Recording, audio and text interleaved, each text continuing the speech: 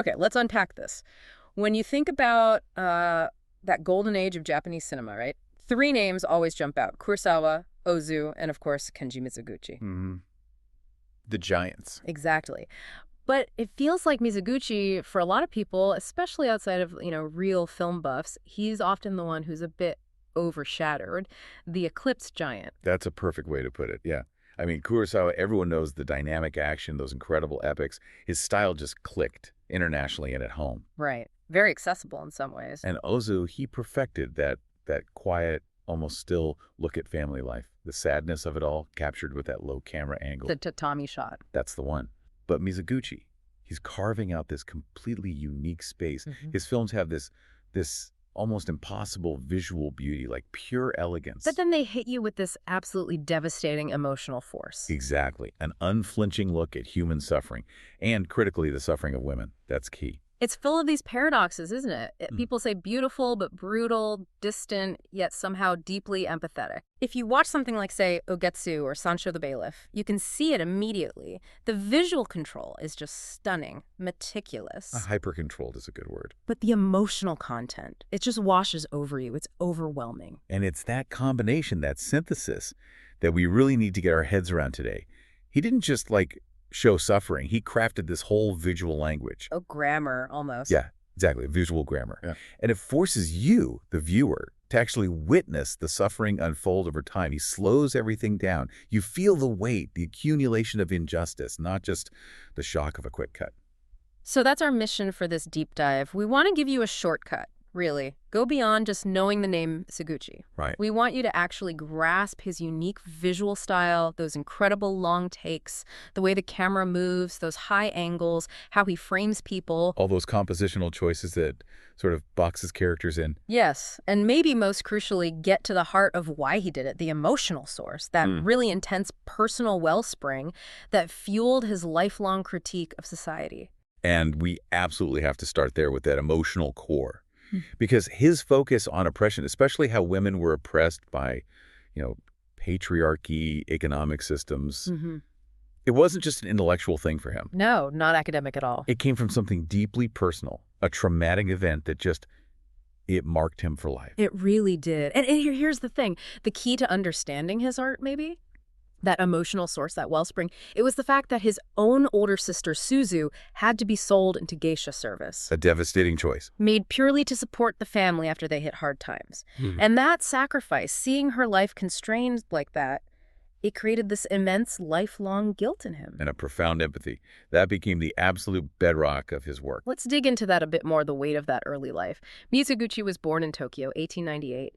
And his early childhood, from what I understand, was okay, relatively middle class. For a while, yes. Yeah. Stable enough. But that stability just vanished when he was around, his early teens? Yeah. His father had a business, something to do with roof tiling. He tried to pivot, actually, capitalize on the Russo-Japanese war boom. Started making waterproof raincoats for the army. Ah, a wartime venture. Risky. Extremely. When the war ended, the demand collapsed. The business failed spectacularly. And this wasn't just, we have less money. This was a total plunge. A fall from security. Absolutely. Into desperate poverty. They had to move from their comfortable home to a much rougher part of Tokyo. Hongo, I believe. And you can feel that authenticity in his films, can't you? The suffering he must have witnessed firsthand. His mother died relatively young too, didn't she? That chaos of just trying to survive. It infuses his work with this brutal reality. He knew what economic despair felt like, looked like, intimately. But the sources all agree the defining event, the one that really shaped him artistically, was what happened to his sister, Suzu. Yes. Suzu was quite a bit older than Kenji, and she was the one. Sacrificed isn't too strong a word. She was basically forced into becoming a geisha. Purely for the money, to keep the family afloat. Exactly. And you have to understand, in Japanese society back then, while geisha service sometimes had this veneer of artistry or romance, fundamentally, it was often seen as a necessary shame, a kind of economic bondage. For Mizoguchi, then, watching his sister go through that, having her life, her body, essentially commodified by forces she couldn't control, all to benefit the male members of the family, that must have left a deep psychological scar. Scar, wound, debt. All of the above. It created this inescapable guilt. Critics, biographers, they all point to this. He felt responsible, in a way. How so? He felt that his own chance to eventually escape that poverty to build a career was essentially paid for by her. Her degradation. That's a strong word, but it captures the feeling. So it wasn't just abstract empathy. It was a moral debt he felt he owed her. And he spent his entire career trying to pay it back, artistically. Trying to honor her dignity, articulate the reality of sacrifices like hers, that personal necessity became this lifelong compassionate obsession. Exploring women's oppression, yes, but also, crucially, their resilience within those terrible constraints. It explains why his focus shifted so dramatically, doesn't it? Away from the kind of male-centric stories that were maybe more common then. Towards centering the female experience. Yeah. Think about Kurosawa. Often, not always, but often his focus is on the heroic man challenging a corrupt system. Right, the samurai, the detective. Mizoguchi, though. Yeah. His focus is almost always on the individual, usually female, who isn't trying to overthrow the system. She can't. She's just trying to navigate it, survive it, maybe find small ways to resist within it. So he takes this trauma, this guilt, and channels it. He gets into the film industry pretty early on, right? Nikatsu Studio, 1920. Directed his first film, Ain ni Yomigeru, The Resurrection of Love, in 1923. And he was busy from the get-go. Incredibly prolific. But here's the frustrating part for film historians. Trying to track his early development is really, really difficult. Because of history, basically. With the lost films. So many lost films. He directed dozens of silent movies in the 1920s. But think about what happened in Tokyo. First, the Great Kanto earthquake in 1923. Devastating. Leveled huge parts of the city. Wiped out countless film prints stored there.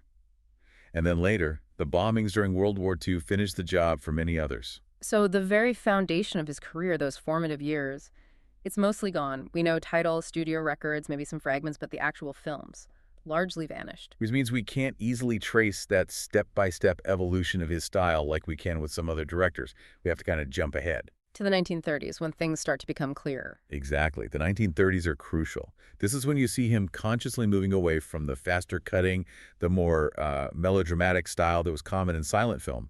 He starts developing this much more rigorous approach to the visual presentation. Visual continuity becomes key. And by the end of the decade, we really see the emergence of that signature style. Yes. The film people always point to is The Story of the Last Chrysanthemums from 1939. Why is that one such a landmark? Well, first, the themes are pure Mizoguchi. A woman sacrificing her reputation, her whole future, really, to support the career of a kabuki actor she loves. Sacrifice, social pressure, ambition. It's all there. But it's the how, the technique. It's the technique. This is where you see a really clear early example of his long-take style taking shape. The camera starts to act like this detached observer. Held back a bit. Exactly. It keeps a slight distance, letting the drama unfold within the frame in something closer to real time.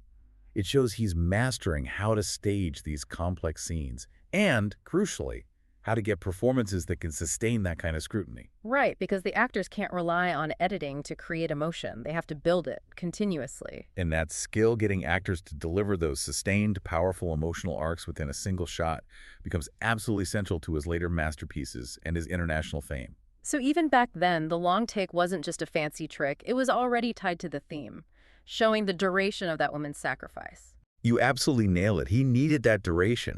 He needed that sustained gaze to do justice to the emotional reality of what sacrifice feels like over time.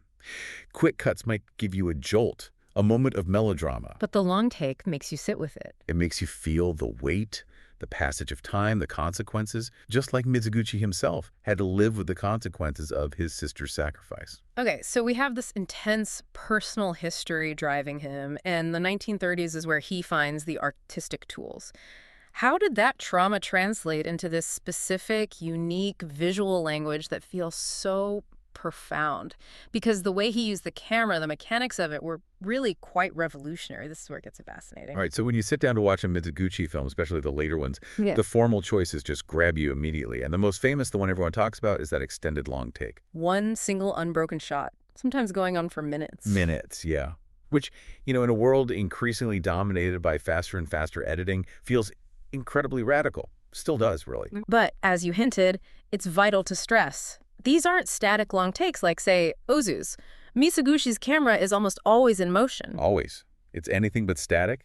The camera movements are incredibly complex. People describe them as balletic, graceful, fluid. Gliding through the space. Exactly. It might track alongside a character, pan smoothly to reveal someone else entering the scene, track backwards as someone retreats, follow multiple people. It's like the camera itself is an invisible participant, almost a dancer, moving through the emotional landscape of the scene. Can you give an example of how that movement creates meaning emotionally? Okay, imagine a scene where someone receives terrible news.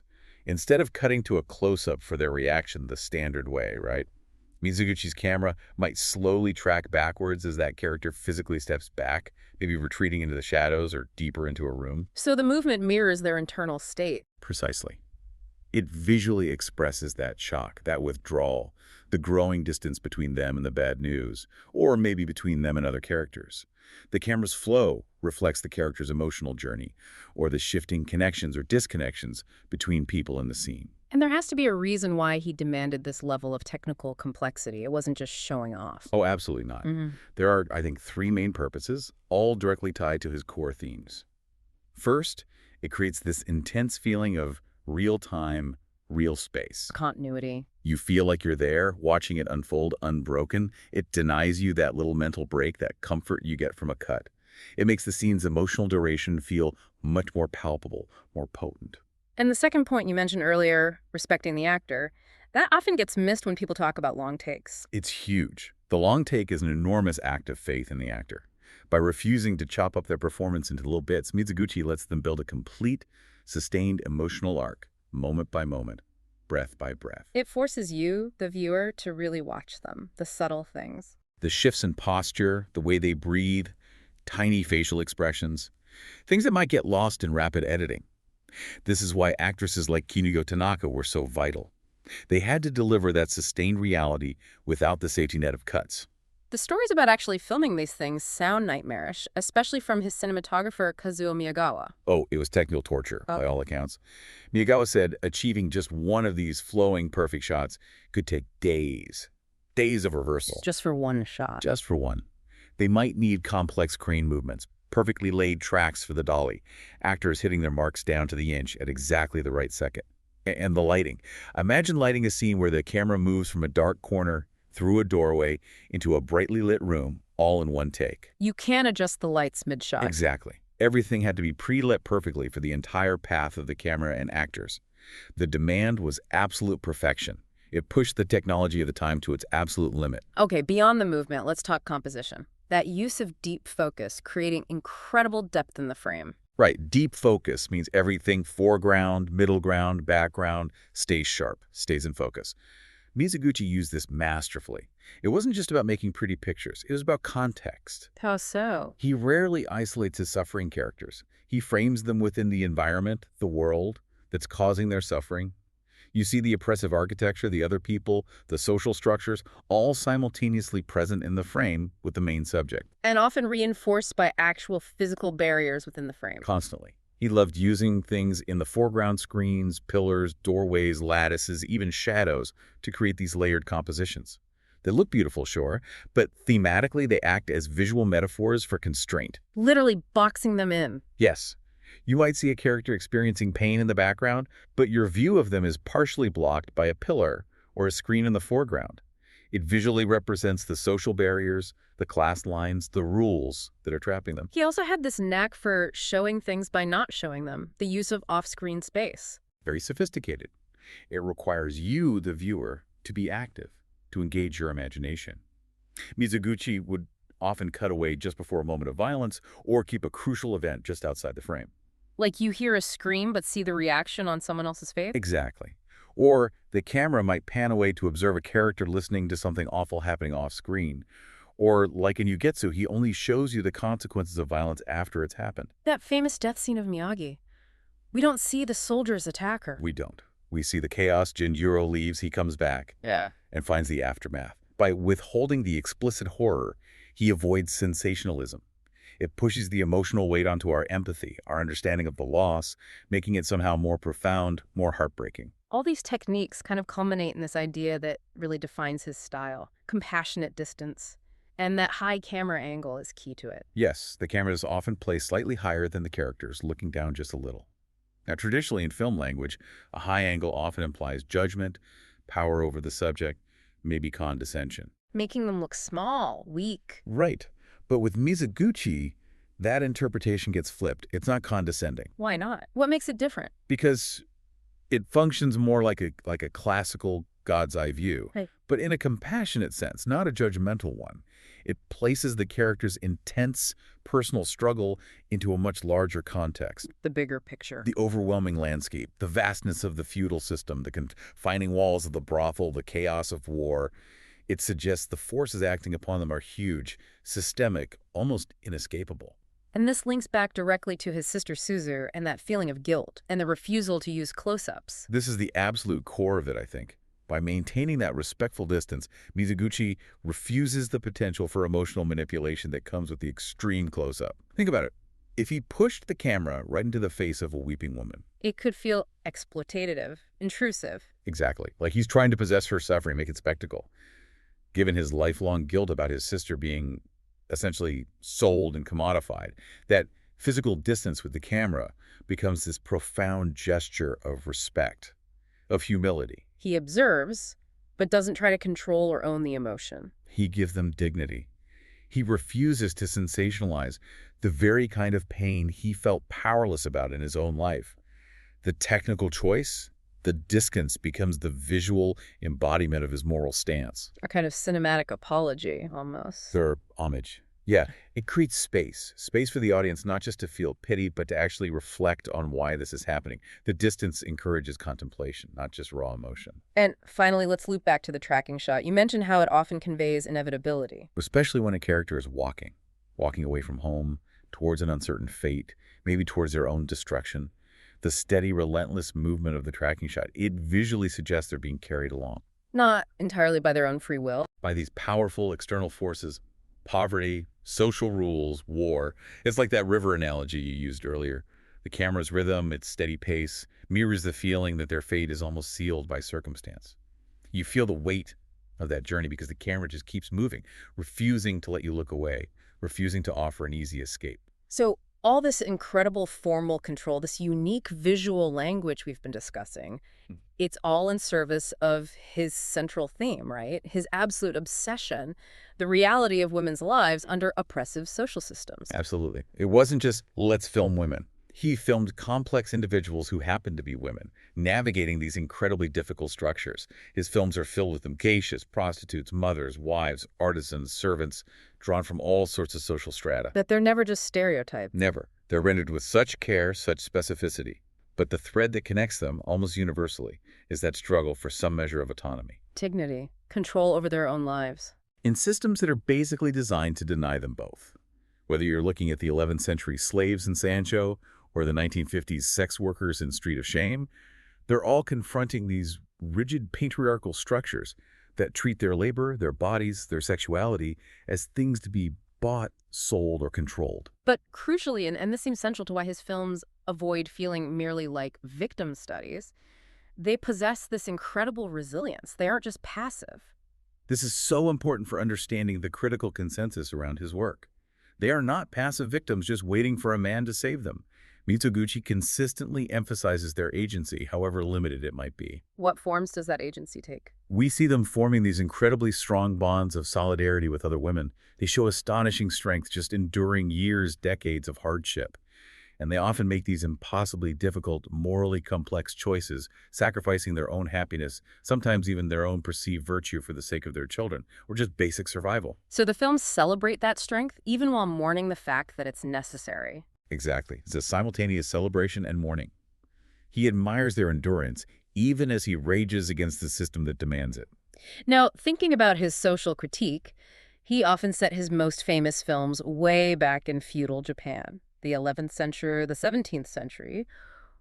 Why use history like that if he's commenting on his own time, on post-war Japan? That historical setting was, I think, a brilliant and probably quite necessary strategy. An artistic shield, in a way. How so? Those feudal settings, with their absolutely rigid class structures, the unquestioned authority of men, the brutal way women's bodies were treated as property, they served as incredibly powerful and, frankly, uncomfortably accurate mirrors for the issues Japan was still grappling with in the 1950s. So the past reflects the present. Perfectly. He could use the historical distance to critique things like the crushing weight of family duty, the economic exploitation of women, the way rigid social hierarchies destroy individual lives, without maybe directly provoking the censors of the occupation era or the Japanese establishment itself too overtly. It's allegory, essentially. It is. The problems Oharu faced in the 17th century, being treated like a commodity, tossed aside when inconvenient, weren't fundamentally different, in his view, from the economic forces trapping the prostitutes in 1950s Tokyo. He used history to show the continuity of injustice, how these patterns repeat. But he didn't always rely on allegory. His final film, Street of Shame, dropped the historical mass entirely. Yes, 1956. That film was direct, urgent. No more feudal lords and ladies.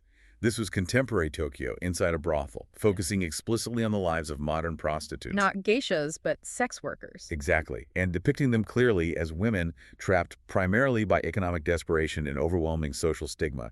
It had this raw, almost near-realist feel to it. And the timing of its release was incredible. It had immediate social impact. Extraordinary timing. Street of Shame came out the same year that the Japanese Diet passed the anti-prostitution law. So Mizoguchi's film landed right in the middle of this huge national debate, and his powerful, empathetic portrayal arguably forced people to confront the economic realities that these women weren't just fallen or immoral, but often victims of poverty and systemic failure.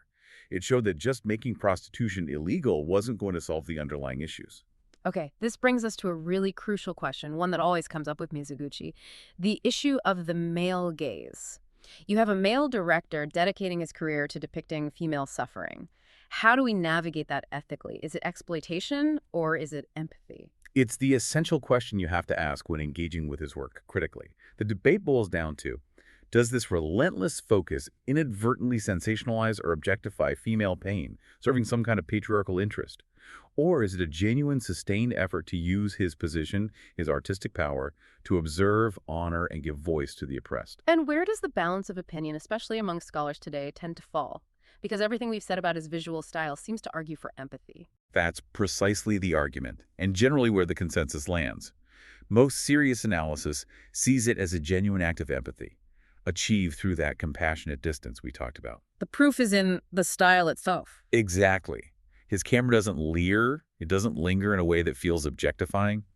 The long takes, the respectful distance, these aren't the tools of exploitation, they're the tools of ethical observation. He's not breaking the women down into parts for the viewer. He shows them whole, within their context. The duration of the long take suggests the camera is almost discovering them, respecting their emotional reality and the labor of their performance, rather than controlling them through fragmentation and quick cuts.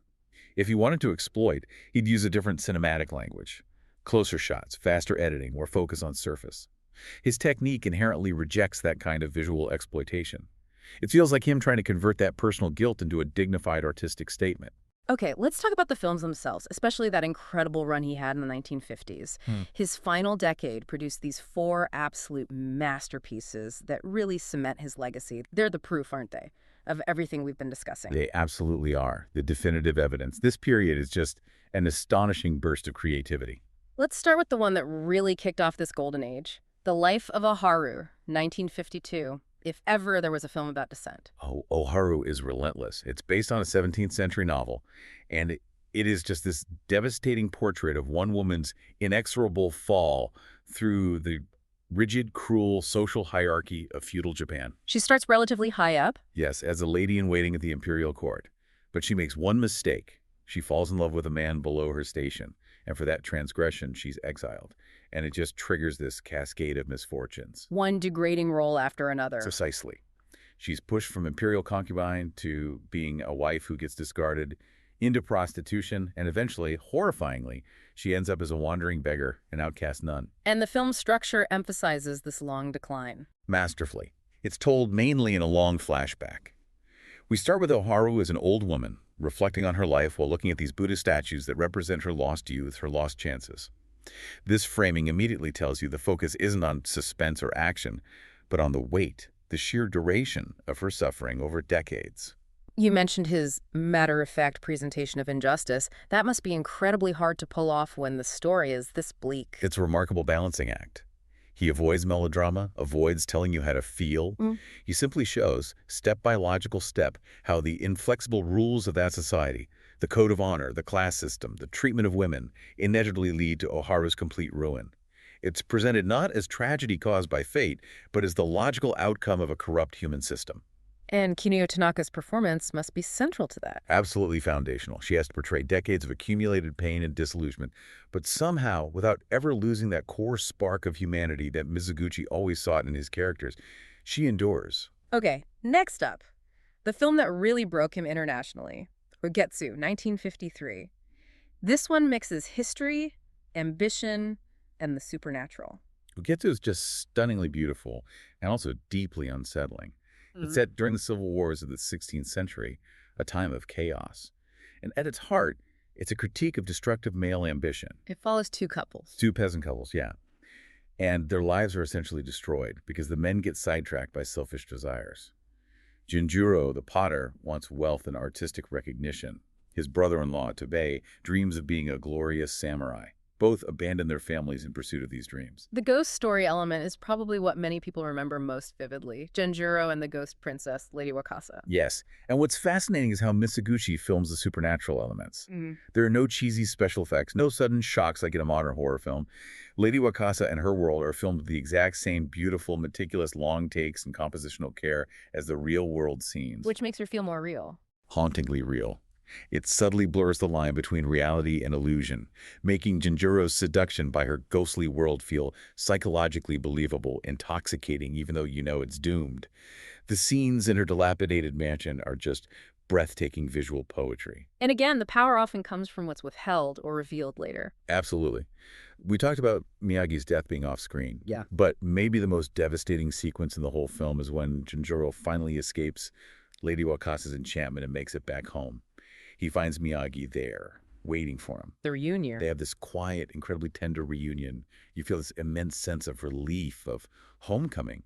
But then the slow, dawning realization the next morning, that reunion was just a dream, a final gift from her spirit. She's truly dead. Oh, that's crushing. And Mizoguchi films the reveal with such restraint. No dramatic music cues, just Jinjuro's quiet devastation observed from that compassionate distance. It makes the heartbreak almost unbearable. It was Ugetsu's Silver Lion win at Venice that really put Mizoguchi and Japanese cinema more broadly on the international map. Which leads us to the film many consider his absolute peak, his greatest masterpiece, Sansho the Bailiff, 1954. Sansho, yeah. For many critics and filmmakers, this is it. The perfect synthesis of his formal brilliance and his profound ethical concerns. It's set even earlier, 11th century Japan. What's the core story? It starts with a governor, a truly compassionate man who gets exiled by the central authorities because he dares to question the cruelty and corruption of the system. He tries to implement policies of mercy. And pays the price. He does. His family, his wife Tamaki, his young son Zushio, and daughter Anju are then attacked while trying to reach him. They get separated. The mother is sold into prostitution on a remote island, and the children are sold into brutal slavery at a private manor run by the titular bailiff, Sansho, who is utterly merciless. That separation scene, it's famous for his use of distance. The river crossing scene. Yeah. It's textbook Mizoguchi. The boatman betrays him, forcibly separating mother and children, and Mizoguchi films it from incredibly far away. These tiny figures struggling in the distance, their cries barely audible over the sounds of nature. Amplifying the pain by refusing to get close. It makes the separation feel vast, absolute, imposed by the indifference of the landscape, mirroring the indifference of the feudal system. It's heartbreaking because of the distance. And the film follows the children as they grow up in this horrific slave camp. Yes. Zushio, the son, has to harden himself to survive. He starts to forget his father's teachings about mercy, even becoming a foreman overseeing other slaves. Anju, the daughter, holds on to that moral compass, eventually sacrificing herself to help Zushio escape. So it's about Zushio's moral journey. His difficult reawakening. The climax comes years later. Zushio does escape, eventually works his way up, and finally finds his mother. The reunion scene. It's cathartic, surely. It's agonizingly cathartic. She's blind now, utterly broken by her years as a prostitute. They recognize each other. There's this moment of embrace. But true to Mizoguchi, there's no simple happy ending. He undercuts it. He shows how the years of trauma have irrevocably changed them. The separation wasn't just painful, it made them almost strangers. The joy of reunion is instantly tempered by the crushing weight of everything they've lost, everything they've endured. And the film's moral core rests on Zushio's final choice. Yes. After achieving high rank himself, he has the power to live comfortably, perhaps seek revenge. But instead, remembering his father's ideals and his sister's sacrifice, he uses his newfound authority to defy the system. He orders the abolition of Sansho's slave camp and burns the official records, An act of radical mercy. which costs him everything. He resigns his post, choosing his father's difficult morality over personal power and status. It ruins his career, but affirms his humanity. That self-sacrificing ethic, choosing human dignity even at immense personal cost, is the tough, idealistic virtue Mizoguchi seems to champion. And finally, let's touch again on Street of Shame, his last film, 1956, a shift back to the present day. His final, urgent cry. Set entirely in that contemporary Tokyo brothel, Dreamland. It feels starker, more immediate than the period pieces, almost like a documentary at times. Following multiple women. 5 different prostitutes, Miki, Yasumi, Yumeko, Hanai, Yori, each trapped by a slightly different set of circumstances. Debt, family obligations, social stigma, foolish dreams, but ultimately victims of economic necessity and societal hypocrisy. Does the style change significantly for this modern setting? The takes are generally shorter than in, say, Sansho or Ugetsu. The camera feels a bit more reactive, maybe a bit more kinetic, fitting the faster pace of modern life. But that compositional rigor is still there. Still using frames within frames. Absolutely. The brothel itself becomes this visual metaphor. Corridors, windows, partitions, little curtain cubicles. They constantly fragment the space, visually reinforcing the women's entrapment. He brings his compassionate distance and his eye for constraining frames right into the modern world, making it clear that these systems of exploitation hasn't gone away, they've just changed shape. It's so clear listening to this that Mizoguchi had this incredibly powerful, singular vision. But, I mean, achieving that vision, especially with those technically insane long takes, must have required just extraordinary collaborators. Oh, absolutely. He couldn't have done it alone. Yeah. The technical demands were just too high. The partnership with his main cinematographer, Kazuo Miyagawa, was utterly essential. Miyagawa, who also shot Rashomon and Yojimbo for Kurosawa, right? Yeah. A legend in his own right. Exactly. And he often spoke about working with Mizoguchi, described him as incredibly demanding, a real perfectionist, prone to artistic temperament, but ultimately deeply inspiring. What were those demands like specifically? Miyagawa talked about the endless rehearsals, not just for the actors, but for the camera crew, the lighting guys. Everyone had to move in perfect sync. If one actor missed their mark by an inch, or if the crane movement wasn't perfectly smooth, Mizoguchi would just say again. Dozens of takes for one shot. Sometimes. Because you couldn't just cut around a mistake. The whole intricate ballet had to be perfect from start to finish. This relentless pressure, needing to light huge areas perfectly for a moving camera, needing absolute precision. Miyagawa said it forced him to innovate, to push the boundaries of cinematography. He felt Mizoguchi pushed him to do his absolute best work. And the screenwriter, Yoshikata Yoda, must have been crucial too, writing scripts that could even accommodate this style. Yoda was key. He understood Mizoguchi wasn't after snappy dialogue or traditional melodrama plots. He needed scenarios with spatial depth, scenarios that unfolded visually. Yoda crafted narratives that gave Mizoguchi opportunities for that layered composition, for scenes where meaning emerges through movement and observation over time, rather than just exposition. And then the actresses. We mentioned Kinyu Tanaka, holding the screen for minutes at a time without close-ups. They were the absolute bedrock. Yeah. Tanaka, who is in 14 of his films, Isuzu Yamada. These weren't just performers, they were co-creators of the film's emotional reality. They had to internalize the character's journey completely and sustain that depth, that nuance, over these incredibly long takes, conveying subtle shifts through just posture, breath, a glance. Their ability to deliver that sustained, utterly believable performance is what makes the whole observational style work. Without them, it would just be technique. So we have this picture of a compassionate artist driven by guilt and empathy.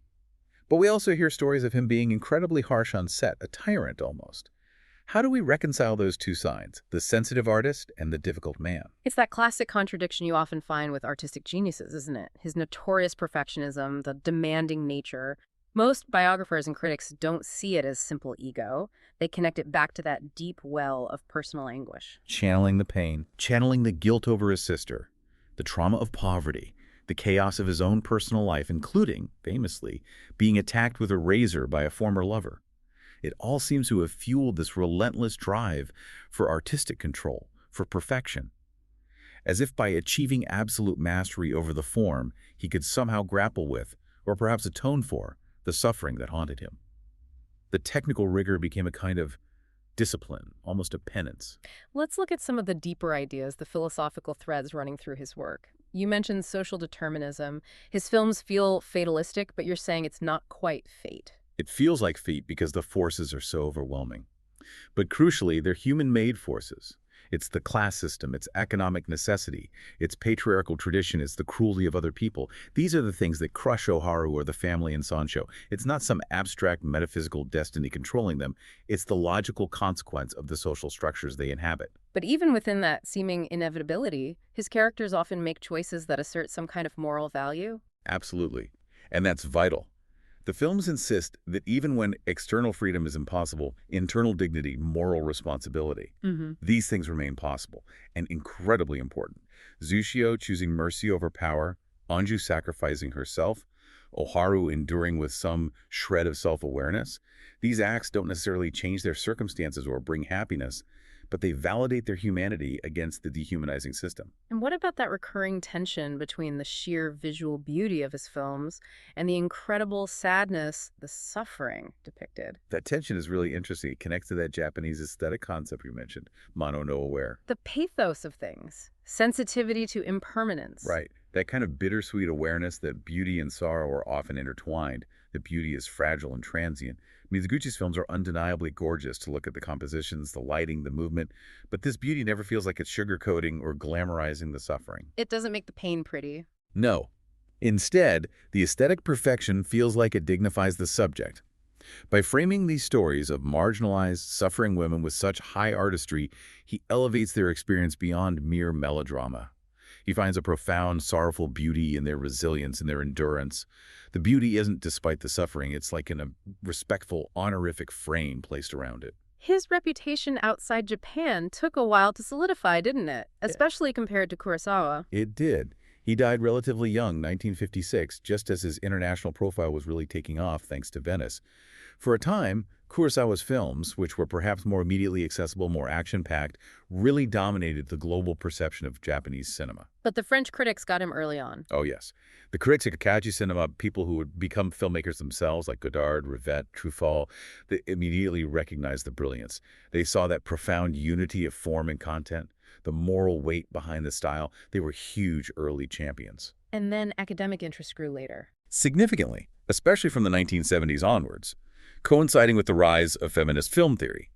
Critics started reevaluating his work, praising his sustained, serious attempt to grapple with female experience and oppression.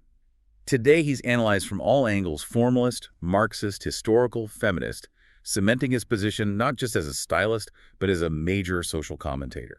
To really nail down what makes Mizoguchi unique, it helps to compare him directly with those other giants, Ozu and Kurosawa. Let's start with Ozu. They both used restraint, long takes sometimes, but they feel so different. Worlds apart, really, despite some surface similarities. Ozu's camera, as we said, is famously static. Low angle, the tatami shot. It feels grounded, observational from within the domestic space. Whereas Mizoguchi's camera is always moving. Almost always fluid, gliding, often from that slightly higher angle, observing with that compassionate distance. The whole feeling of space and movement is fundamentally different. And the scope of their stories. Ozu's focus is incredibly consistent. Middle-class family life, the generational gaps, the quiet disappointments, the parent-child relationship. It's intimate, contained. Mizoguchi looks outwards. He's concerned with marginalized figures, often women, often poor, being crushed by larger social forces. History, economics, systemic injustice. His canvas feels much broader, more overtly critical of society. Even the emotional tone differs starkly. Ozu feels resigned. There's a profound sadness in Ozu, but it often comes with a sense of acceptance. Mono no aware, perhaps? Life is like this. Families change. Parents and children drift apart. It's melancholy, but resign. Mizoguchi. There's deep sadness, yes, in elegiac quality, but there's also this palpable anger beneath the surface. Anger at the injustice. Exactly. His films don't accept the suffering as inevitable in the same way Ozu accepts the sadness of life. Mizoguchi demands that you feel the injustice, that you see the corruption in the human systems that cause it. There's less resignation, more mourning mixed with outrage. Okay, now comparing Mizoguchi to Kurosawa, stylistically they seem like polar opposites. Almost entirely. Kurosawa is the master of dynamic editing. Powerful cuts, often using telephoto lenses to compress space, creating incredible visual energy and momentum. His films often feel visceral, action-packed, even the dramas. While Mizoguchi is all about minimal editing. Minimal editing, the long take, respecting the integrity of space and time within the shot, observation over dynamic impact, flow over fragmentation. And that difference plays out in their typical protagonists, too. Kurosawa's heroes think Mifune is the samurai, or the detective in Stray Dog. They're usually agents of change. Active figures who confront problems head-on, often through direct action, skill, or force of will. Mizoguchi's women can't usually do that. They navigate systems that are too big, too entrenched to be confronted directly. Their heroism isn't about fighting the system in that way. It's about endurance, resilience, finding ways to maintain dignity within the system, making ethical choices, often through sacrifice rather than heroic action. It's a different kind of strength. Kurosawa also achieved massive global fame, partly because his style, while Japanese, also drew on and spoke to Western traditions, Shakespeare, the Western film. That definitely helped his accessibility. His themes of individual heroism, good versus evil, perhaps resonated more immediately with Western audiences at the time. Mizoguchi, you could argue, remained more deeply rooted in specifically Japanese aesthetic traditions and social concerns, particularly regarding gender roles and historical patterns of exploitation. Which maybe made him less immediately popular, but preserved his unique voice. Absolutely. It kept his vision incredibly distinct, uncompromised. You watch a Mizoguchi film and you know instantly it couldn't be anyone else. So, taken together, the three of them offer this incredibly rich, multifaceted view of Japan and the human condition. They really do form this perfect triad. Ozu gives you the quiet, intimate sadness and resignation of ordinary modern family life. Kurosawa gives you the dynamic drama, the heroic struggle against external forces or internal flaws. And Mizoguchi gives you the profound, devastating tragedy of social oppression, demanding our compassionate, ethical attention. Three completely distinct masters, each with a visual language perfectly honed to express their deepest concerns. #tagoutro. Thinking about Mizoguchi today, his technical approach, that fluid long take, it hasn't just become a historical curiosity. You still see its influence everywhere in serious filmmaking. Oh, absolutely. It's alive and well in contemporary art cinema. Directors who value that sense of immersion, spatial integrity, letting performances breathe, they owe a huge debt to him. You see echoes in people like Alfonso Cuarón, maybe. Those incredibly complex tracking shots. Definitely. Or think about someone like Hou Hsiao-hsien, the Taiwanese director, with these very contemplative, distanced camera observing characters within their environment. And Mizoguchi really demonstrated how technical mastery, that kind of rigorous formalism, could serve profound emotional depth. He showed how cinema could reshape our perception of time and space on screen. And sadly, perhaps, the themes he explored, they remain painfully relevant. Completely. Gender oppression, economic exploitation, the way systems trap individuals, the commodification of people, these haven't vanished from the world. His films aren't just beautiful museum pieces. They feel like urgent, necessary viewing. They're powerful analyses of social structures that are still very much with us. They don't offer easy answers or false hope, do they? No, that's crucial. There's no neat resolution, no sense that everything will be okay. But what they do offer is this profound affirmation of human dignity, of the importance of moral choice, even in the absolute worst circumstances. And his standing among critics, filmmakers, it's solidified now. He's undeniably part of the canon. No question. He died young, only 58. His career really cut short, just as he was hitting this incredible peak. But his key films consistently appear on greatest ever lists. That Sight and Sound poll, probably the most respected one, regularly features Ugetsu and Sansho the Bailiff very highly. His work is studied, restored, and continues to inspire. You argue his real genius lies in that act of transformation, turning suffering into something transcendent through art. I think so. Yeah. It feels like he took all that personal pain, the guilt, the anger, the empathy born from his sister's sacrifice, and channeled it into this incredibly disciplined, aesthetically perfect form. His films compel you, the viewer, to look steadily, patiently, without flinching at injustice. He challenges us to witness. Yes, to engage in an act of ethical witnessing. And that perhaps is the final provocative thought, the act of seeing clearly, of truly understanding the mechanisms and the human cost of oppression. That act itself is redemptive. Not necessarily for the characters trapped in the past. But for us, for the audience, by demanding that we slow down, observe with compassion, and grasp the weight of systemic injustice, Mizoguchi challenges us to become more empathetic, more critically aware human beings. That engagement, That act of seeing is the moral core of his cinema.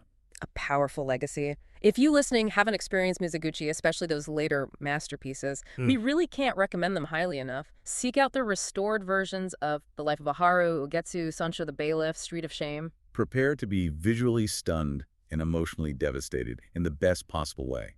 It's a cinema that truly honors suffering while demanding we confront the systems that create it, systems that echo today. Thank you for joining us on this deep dive into Kenji Mizoguchi, the master of compassionate distance.